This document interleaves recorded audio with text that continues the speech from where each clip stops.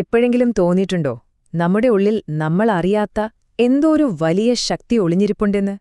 ഇന്ന് നമ്മൾ സംസാരിക്കാൻ പോകുന്നത് നമ്മുടെ ഇച്ഛാശക്തിയെക്കുറിച്ചാണ്. അത് വെറുമൊരു മാനസിക ഉറപ്പ് മാത്രമാണോ, അതോ പ്രപഞ്ചത്തെ വരെ സ്വാധീനിക്കാൻ കഴിവുള്ള ഒരു വലിയ ഊർജ്ജമാണോ? അപ്പോ ഈ ചോദ്യത്തിന്റെ ഉത്തരം ശരിക്കും നമ്മുടെ ഉള്ളിലെ തന്നെയുണ്ട്. വാ, നമുക്കൊരുമിച്ച് ആ അപാരമായ ശക്തിയുടെ രഹസ്യങ്ങൾ എന്താണെന്ന് നോക്കാം. നമുക്ക് ആദ്യത്തെ പടിയിലേക്ക് കടക്കാം. നമ്മുടെയൊക്കെ ഉള്ളിലൊരു വലിയ നിധിയുണ്ട്, നമ്മുടെ ആത്മീയ ശക്തി. പക്ഷേ ആ നിധി എങ്ങനെ തുറക്കും? അതിന്റെ താക്കോൽ എവിടെയാണ്? ഒരുപാട് പേർക്കത് അറിയില്ല. ആ രഹസ്യ താക്കോലിനെക്കുറിച്ചാണ് നമ്മൾ ആദ്യം മനസ്സിലാക്കാൻ പോകുന്നത്. ആ താക്കോലിന്റെ പേരാണ് സങ്കല്പം.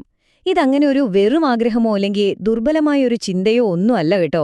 ഇത് പാറ പോലെ ഉറച്ച ഒരു ലക്ഷ്യത്തിലേക്ക് മാത്രമുള്ള ഒരു തീരുമാനമാണ്.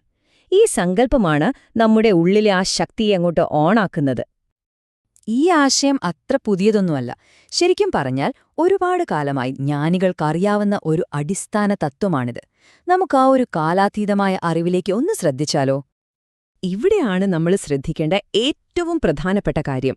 ഈ സങ്കല്പം എന്ന് പറയുന്നത് വെറും ഒരു ടൂൾ മാത്രമല്ല. അത് നമ്മുടെ ഉള്ളിലുള്ള എല്ലാ കഴിവുകളെയും പുറത്തെടുക്കാനുള്ള ആ ഒരേ ഒരു മാസ്റ്റർ കീയാണ്.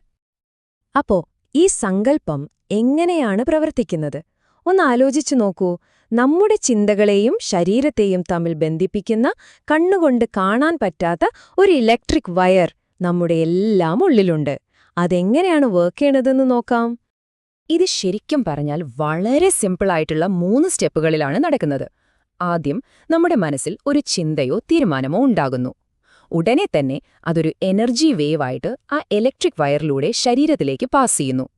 അവസാനം അത് നമ്മുടെ ശരീരത്തിലൊരു ചലനമായി, ഒരു യാഥാർത്ഥ്യമായിട്ട് മാറുന്നു. ഇൻസ്റ്റന്റ് ആണ്. ഇനി നമുക്ക് ഈ വിഷയത്തിലേക്ക് കുറച്ചുകൂടി ഒന്ന് ആഴത്തിലിറങ്ങി നോക്കാം, അല്ലേ? ഈ മനസ്സും ശരീരവും തമ്മിലുള്ള ബന്ധത്തെപ്പറ്റി കൂടുതൽ ഉറപ്പിച്ചു പറയുന്ന രണ്ടാമത്തെ തത്വം എന്താണെന്ന് നോക്കാം. അപ്പോ ഇവിടുത്തെ ഏറ്റവും നിർണായകമായ കാര്യം എന്താണെന്ന് വെച്ചാൽ, നിങ്ങളുടെ ഓരോ ചെറിയ ചിന്തയ്ക്കും ഒരു ഫിസിക്കൽ ഇമ്പാക്റ്റ് ഉണ്ട്. നമ്മുടെ ഉള്ളിലെ ഈ ഇലക്ട്രിസിറ്റിയിലൂടെയാണ് ആ സിഗ്നൽ പോകുന്നത്.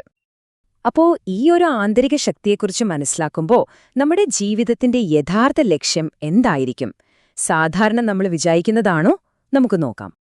യഥാർത്ഥ ലക്ഷ്യമെന്ന് പറയുന്നത് പണമോ പ്രശസ്തിയോ അങ്ങനെയുള്ള പുറമെയുള്ള കാര്യങ്ങൾ തേടിപ്പോകുന്നതല്ല.